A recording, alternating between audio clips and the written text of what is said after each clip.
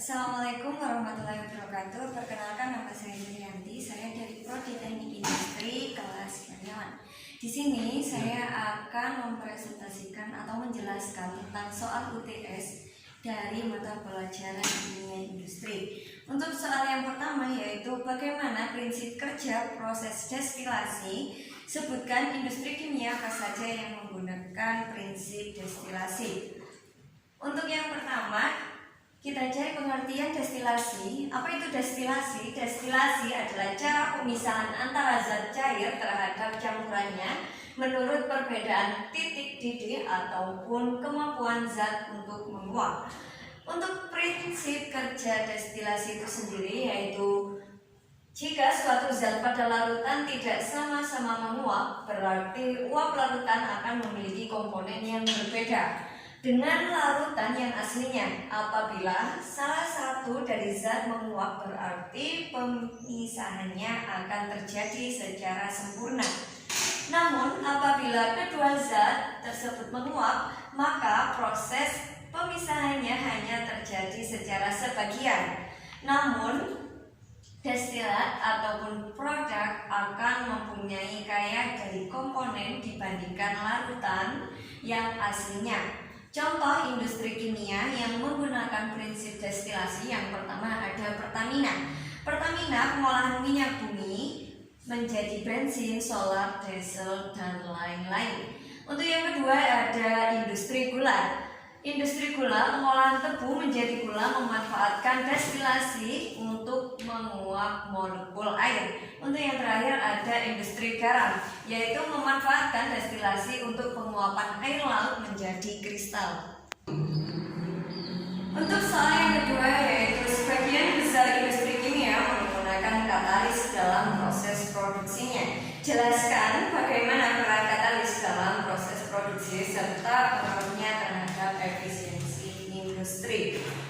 Jadi dalam bidang industri katalis digunakan untuk mempercepat reaksi kimia tanpa harus menaikkan suhu ataupun mengganggu kesetimbangan kimia. Penggunaan katalis dapat mereduksi biaya produksi dan juga menghemat energi. Dalam bidang industri, katalis digunakan dalam pembuatan asam sulfat dan juga amonia.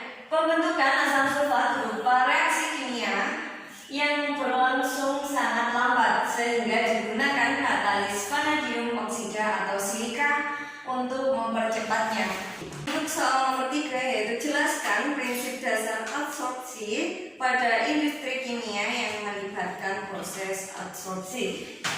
Adsorpsi merupakan peristiwa di mana suatu zat menarik zat lain yang berada di sekitarnya untuk berinteraksi dan berkaitan dengan zat tersebut.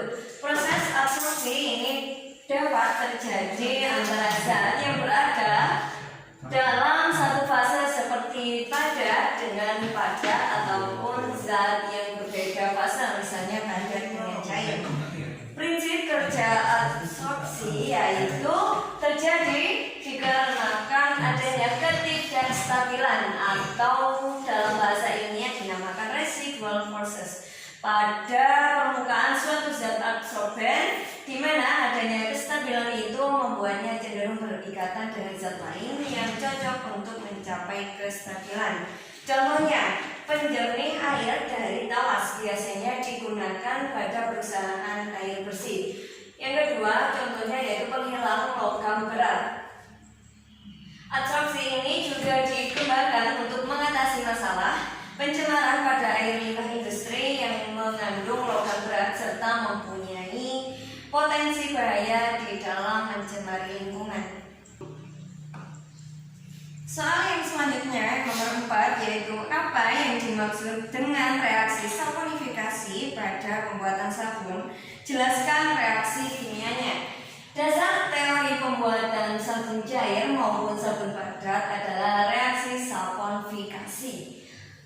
Saponifikasi adalah reaksi hidrolisis asam lemak atau minyak oleh adanya basa kuat atau NaOH dan juga KOH, atau bisa dikenal dengan larutan alkali, sehingga menghasilkan sabun berupa garam natrium dari asam lemak atau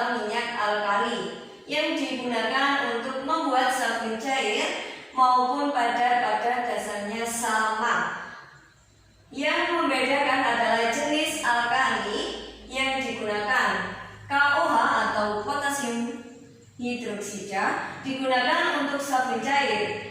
NaOH atau sodium hidroksida digunakan untuk sabun padat. Sabun mempunyai sifat membersihkan melalui proses kimia. Koloid karena sabun mempunyai gugus polar dan non-polar.